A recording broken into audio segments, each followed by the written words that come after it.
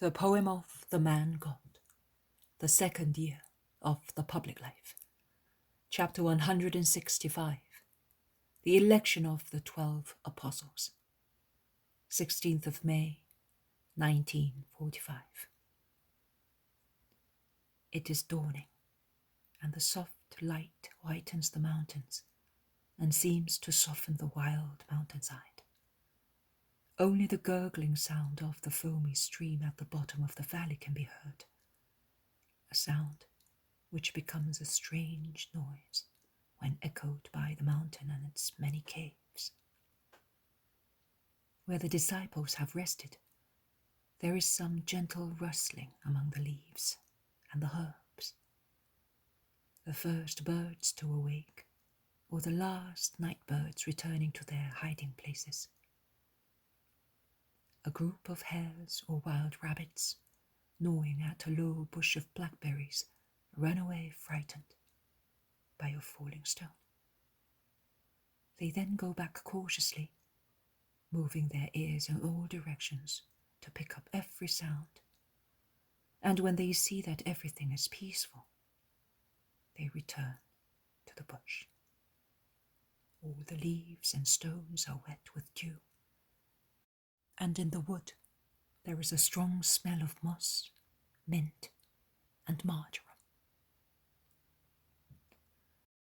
A redbreast flies down to the edge of a cave, the roof of which is formed by a huge protruding stone, and standing upright on its very thin legs, ready to fly away, it moves its little head round, looks into the cave and at the ground, chirping inquisitively and gluttonously because of some breadcrumbs on the ground.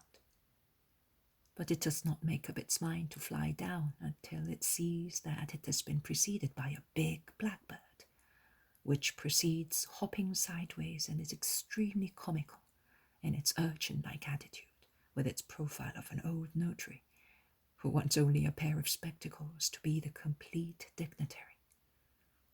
The robin then flies down, hopping behind its daring fellow creature, which now and again thrusts its yellow beak into the moist ground in archaeological research for food, and then proceeds further, after whistling just like a real little rascal.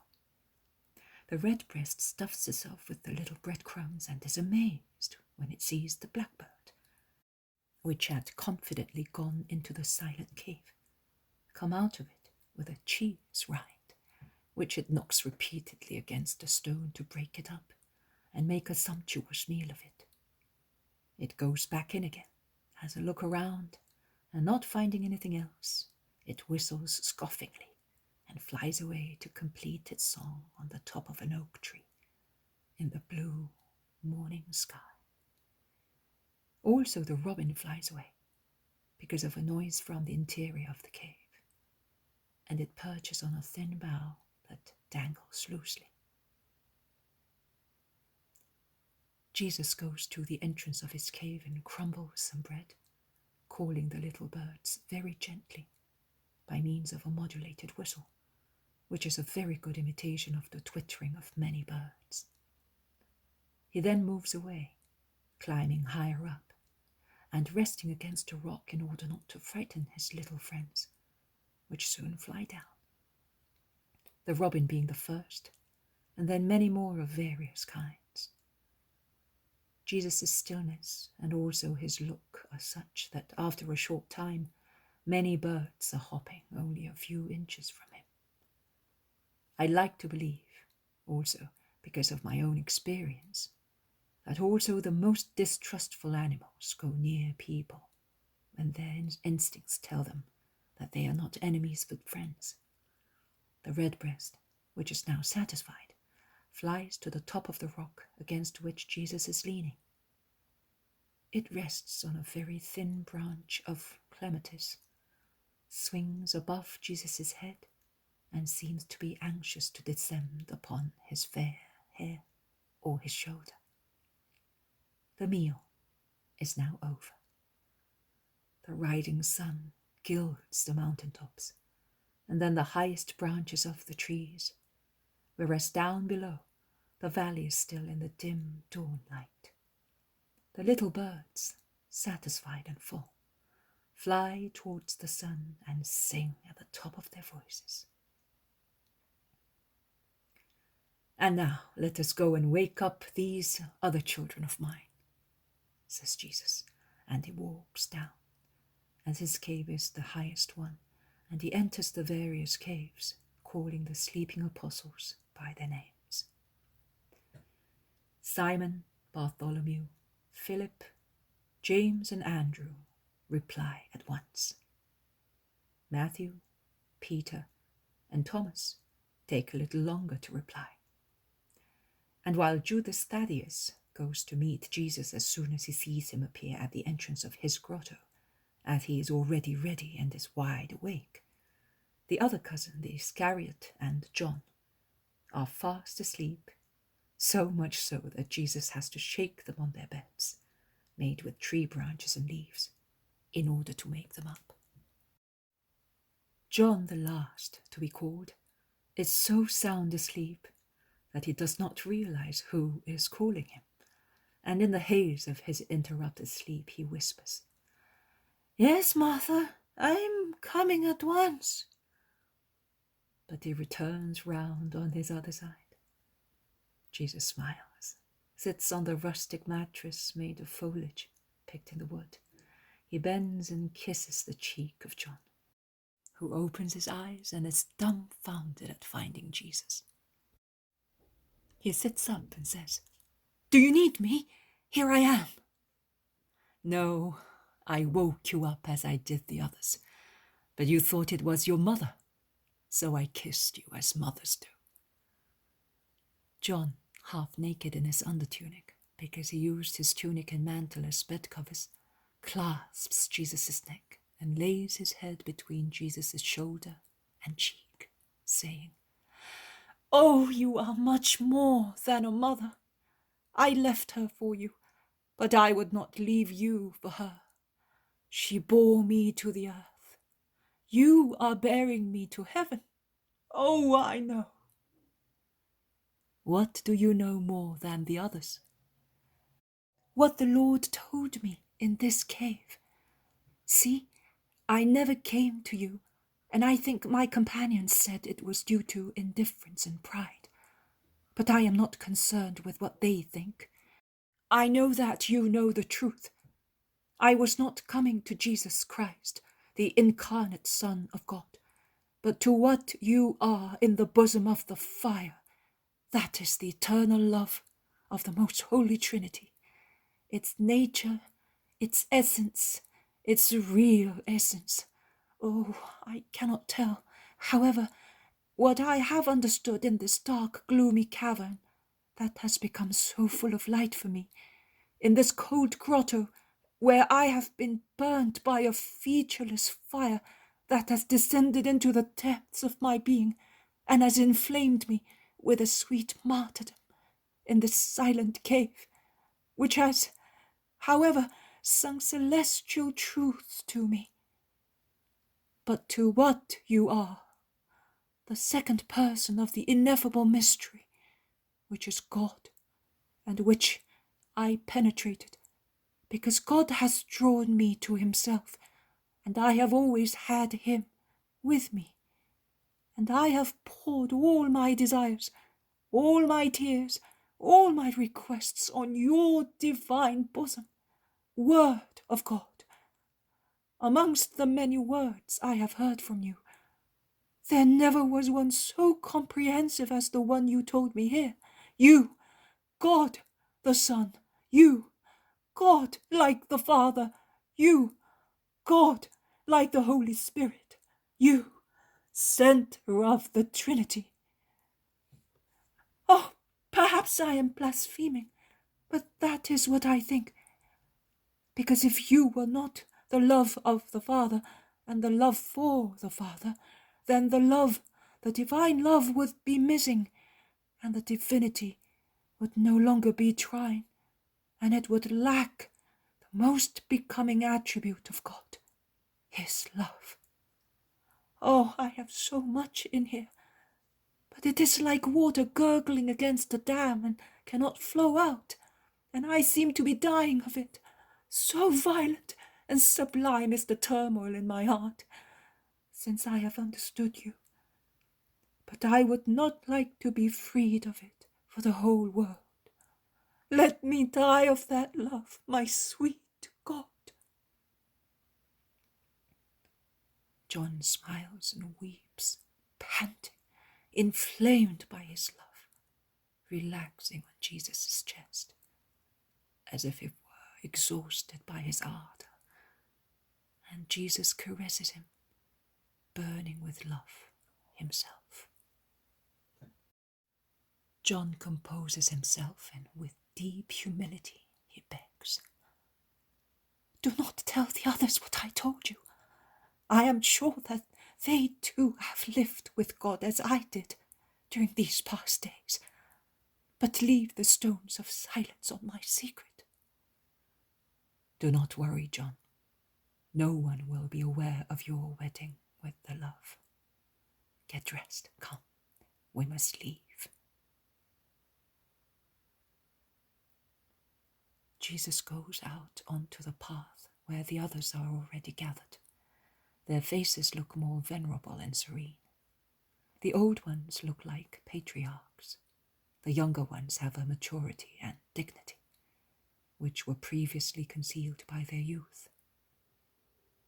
The Iscariot looks at Jesus with a shy smile on his face, marked by tears. Jesus caresses him, passing by. Peter is silent, and his silence is so strange that it is more striking than any other change. He looks at Jesus attentively, but with a new dignity that makes his bald forehead look more spacious and his eyes more severe, whereas before they were full of gentle intelligence only. Jesus calls him near himself and keeps him there while waiting for John, who at last comes out. I could not say whether his face looks more pale or more flushed. It is certainly burning with a flame that does not change its colour, and yet is most obvious. They all look at him. "Come here, John, near me. And you too, Andrew, and you, James of Zebedee.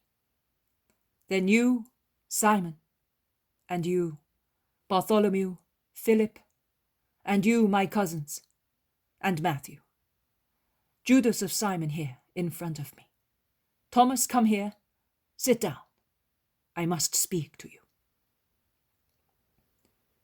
They all sit down quietly, like good children, all engrossed in their internal world, and yet paying attention to Jesus, as they never did before. "Do you know what I have done to you? You all know. Your souls told your minds, but your souls, which were the queens these past days, have taught your minds two great virtues: humility and silence. The son of humility and prudence, which are the daughters of charity. Only 8 days ago, you would have come to proclaim your cleverness and your new knowledge, like clever children who are eager to astound people and overcome their rivals. Now, you are silent.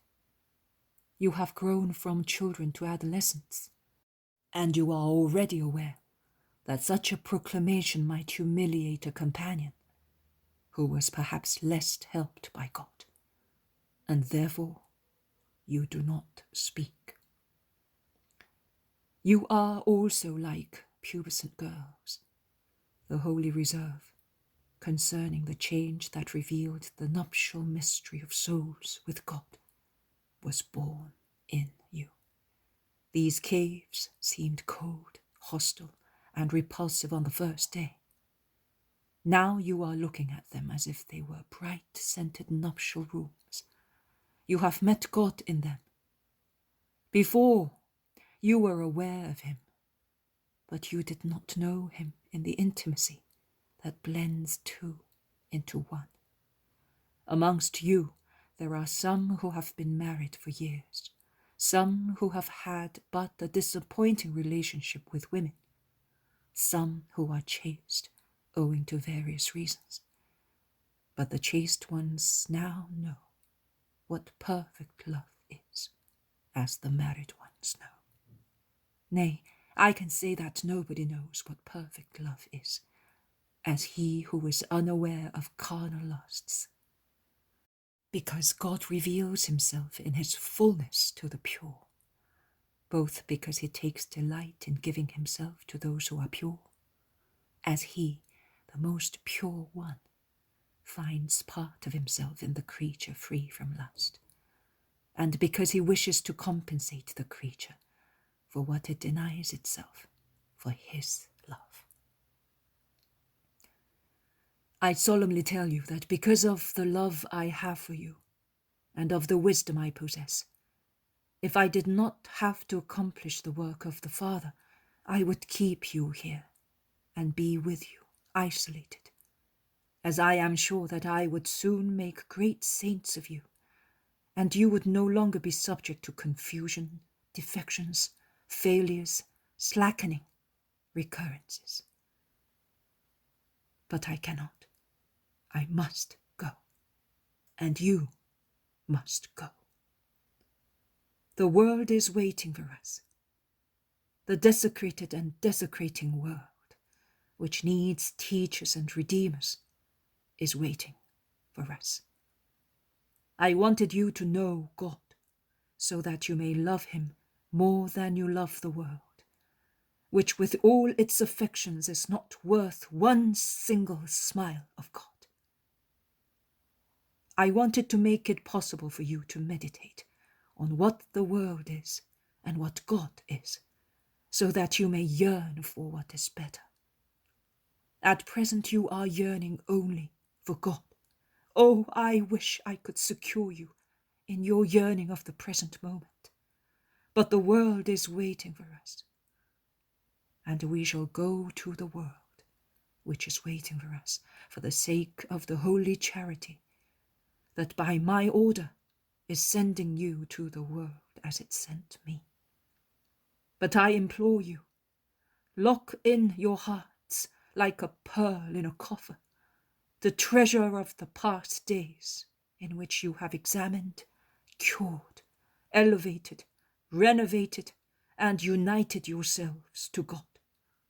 And keep and preserve these precious memories in your hearts, like the witness stones erected by the patriarchs in remembrance of the alliance with God.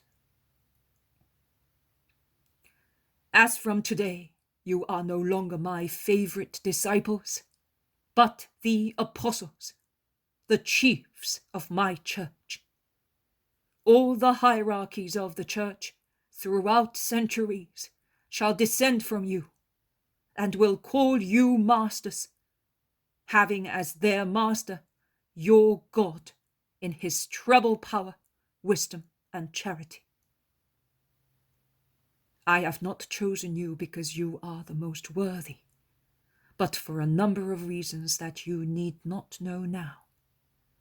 I have chosen you in place of the shepherds who have been my disciples since I was born.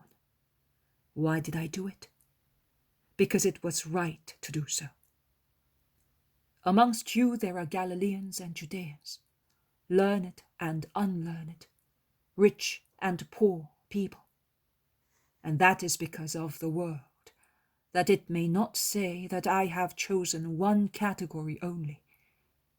But you will not be sufficient for everything there is to be done, neither now nor later. Not all of you will remember a passage of the book. I will remind you.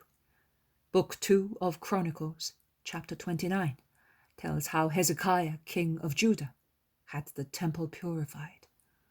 And after it was purified, he had sacrifices offered in atonement for his kingdom, for the temple, and for the whole of Judah. And then the offerings of the single individuals began. But as the priests were not sufficient for the sacrifices, the Levites, who are consecrated with a shorter rite than the priests, were summoned. That is what I will do.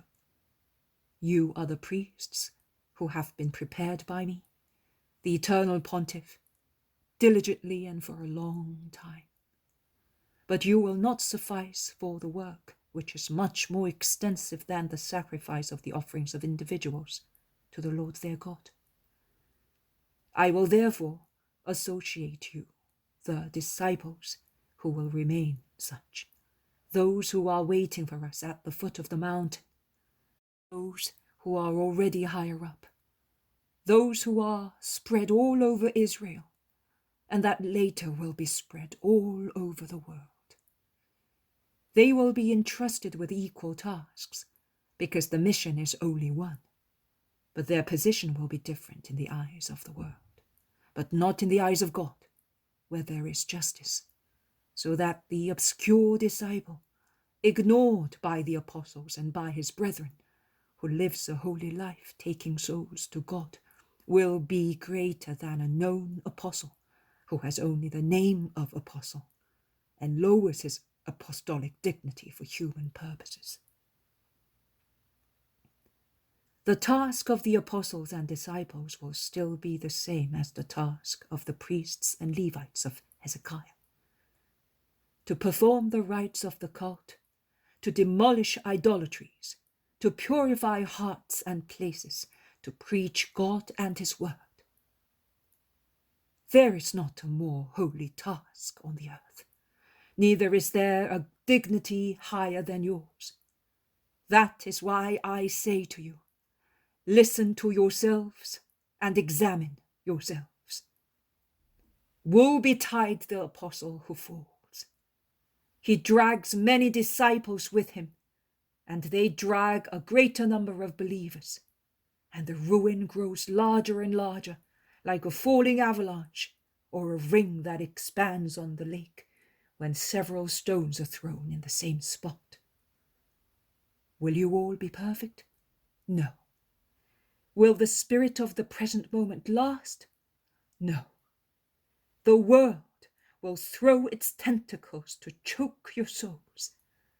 That will be the victory of the world, to extinguish the light in the hearts of saints.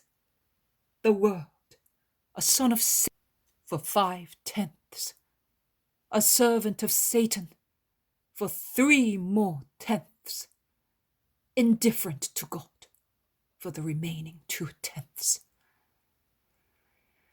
Defend yourselves from yourselves, against yourselves, against the world, flesh, and the demon. Above all, defend yourselves from yourselves.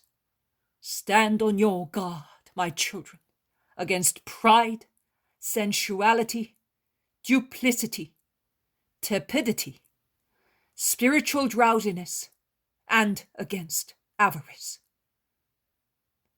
When your inferior ego speaks and moans over alleged cruelty to it, hush it by saying, for a moment of hardship which I give you now, I will procure for you and forever the banquet of ecstasy that you enjoyed in the mountain cave at the end of the month of Shabbat.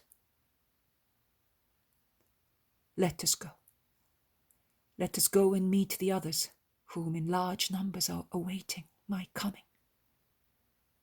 And then I will go for a few hours to Tiberias, and you, preaching me, will go to wait for me at the foot of the mountain that is on the road leading from Tiberias to the sea. I will come up there to preach. Take your bags and mantles. The retreat is over, and the election has been made.